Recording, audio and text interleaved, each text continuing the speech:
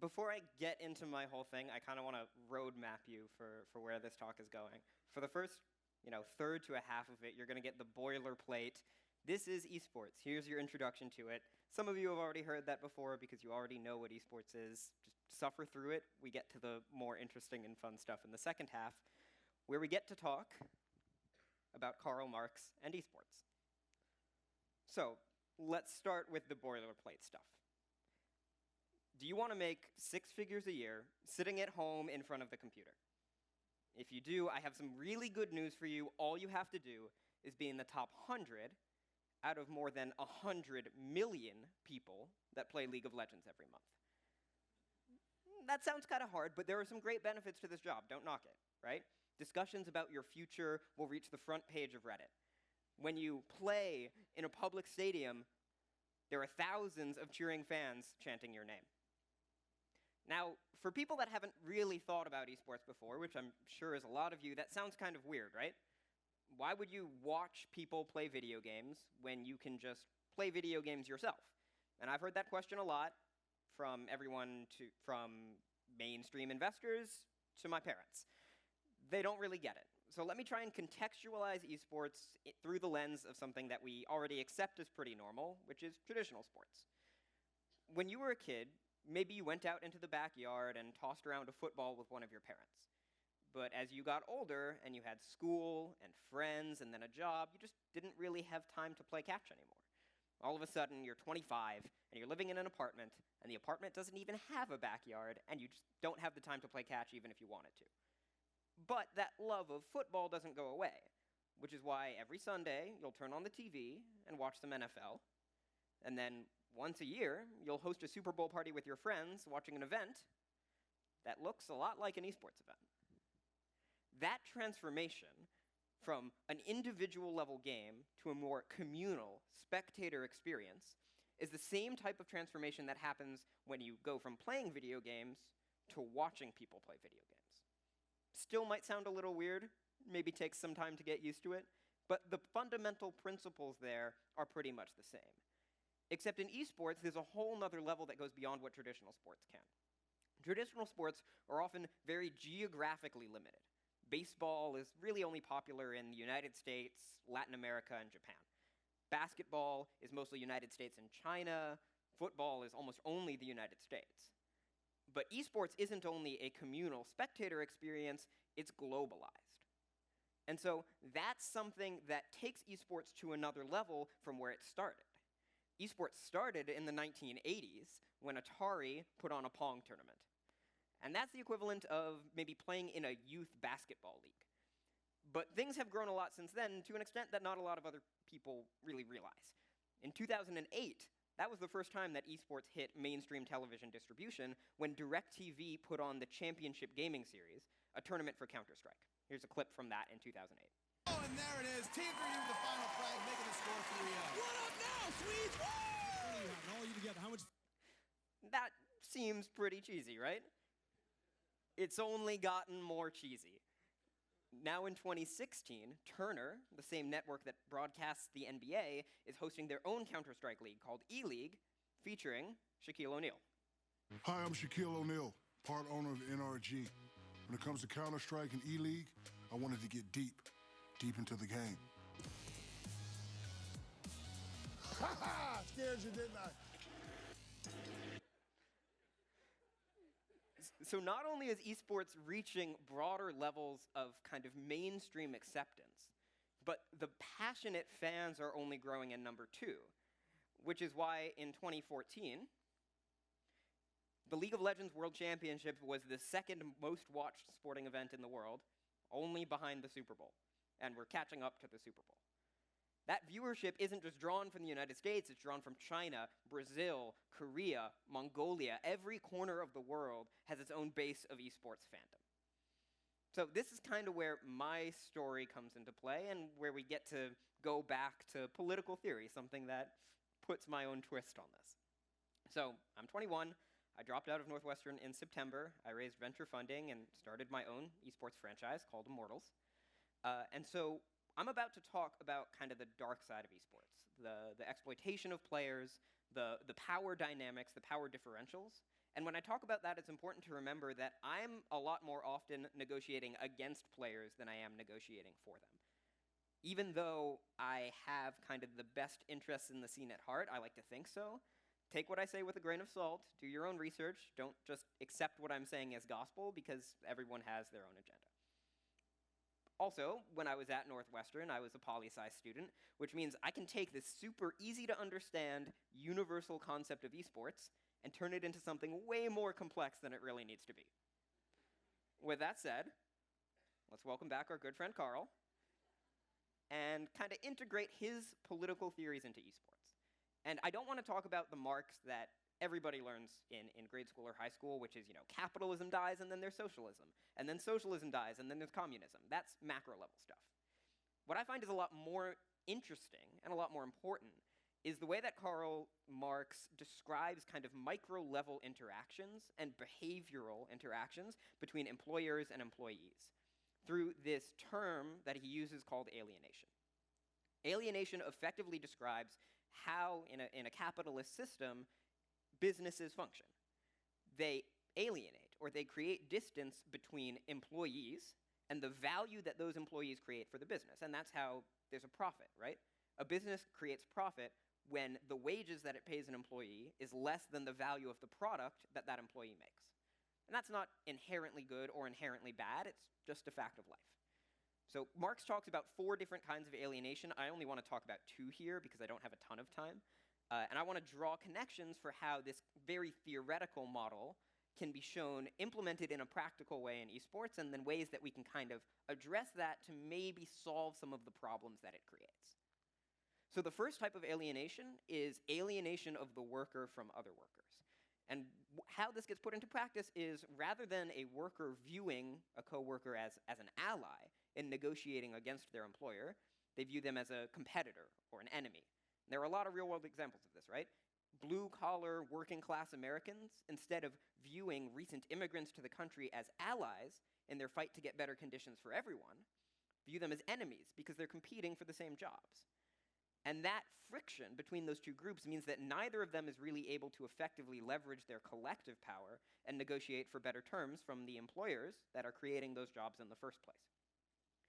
In esports, the way that this happens is players see one another not as allies to negotiate against team owners in a collective way, but as enemies because they're competing for the same jobs, just as in the normal economy.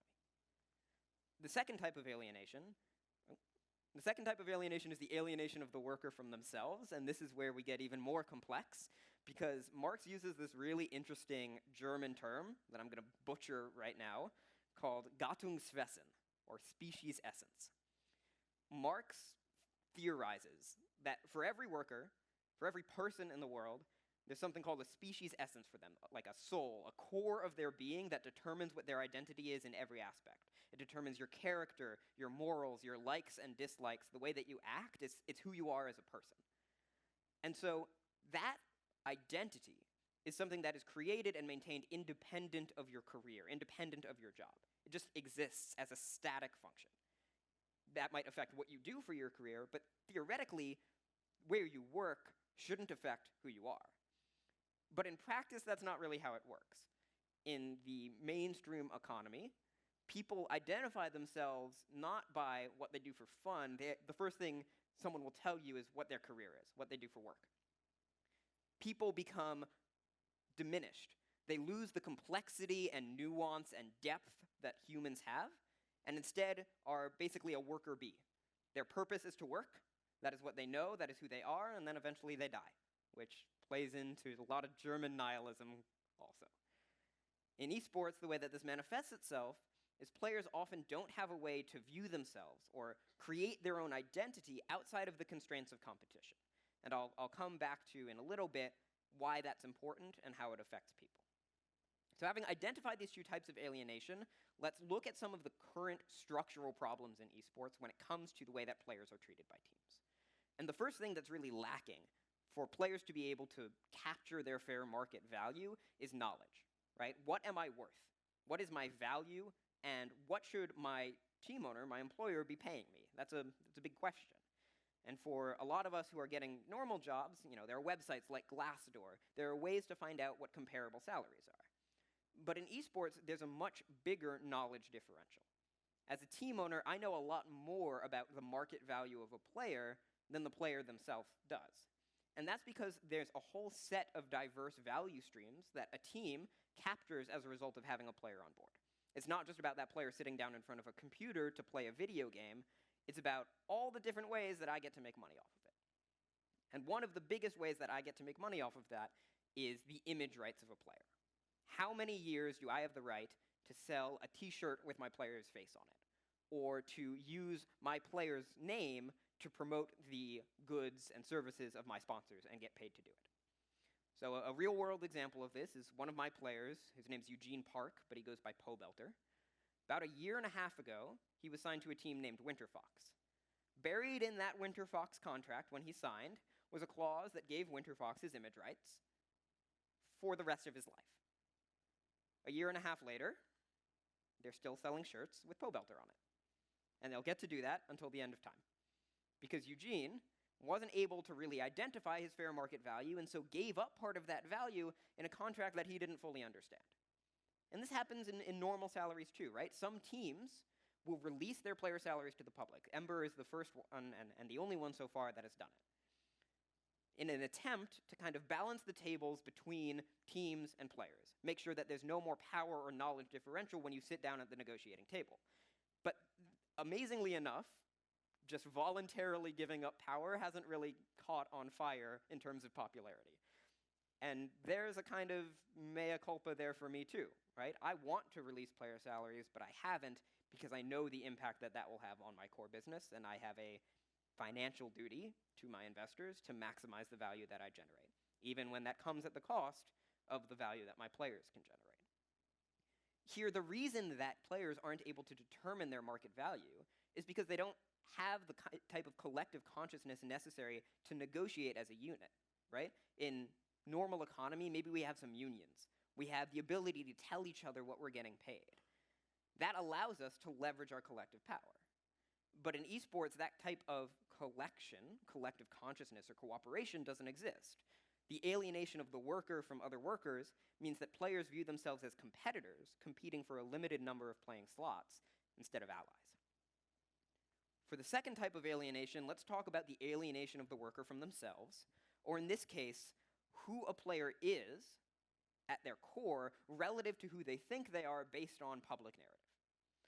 So, as a team owner, I've tried to have a lot of friendly conversations with my players. I've talked to them about politics, culture, even just what they want to do with their lives after they're done with professional gaming, and I get a lot of blank stares.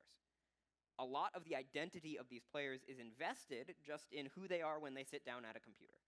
And a lot of that is because the narrative around esports is all about competition. The value of a player is only as much as the value of that player when they're in the game, the value that they have towards winning the game, the value that they have towards a team. Erasing all of the nuance and depth and complexity of that player as a human outside of it. A really good example of this is the way that we talk about players, right? I noticed a few kind of murmurs when I talked about Pobelter, right? He's a player that a lot of people know. But if you meet him in the street, as a fan, chances are you don't call him Eugene, you call him Pobelter. The most popular player in North America goes by Bjergsen, his in-game name, not Søren, his birth name. In this type of fandom created around esports, even the names of these players have been stripped away from them, reducing them only to what they are on a computer. And the reason this matters is because players unable to identify themselves outside of the game and outside of competition do whatever it takes to continue winning. This is possibly one of the biggest League of Legends scandals in history. Meet Your Makers, our European team, had a 17-year-old star rookie named Corey. Corey was really unhappy with his treatment. He wanted to leave. And so the manager of Meet Your Makers said, well, since you're a minor, your mother signed your player contract. If you leave, I will take away her house. Not something that they can legally do, but Corey is a 17-year-old kid. He doesn't know any better. In fear, he flies to North America, tries to get on a North American team, is told he can't because he's still under contract. Rather than fight it out in court, rather than try and just sit out a season, wait for his contract to expire, Corey is so driven by that identity he has adopted that he needs to win, he returns to the team that threatened to take away his mother's house. And he plays for them for a whole nother year, all the while knowing that these people were willing to hurt his family in order to get him to serve his purpose to them, to be a worker bee.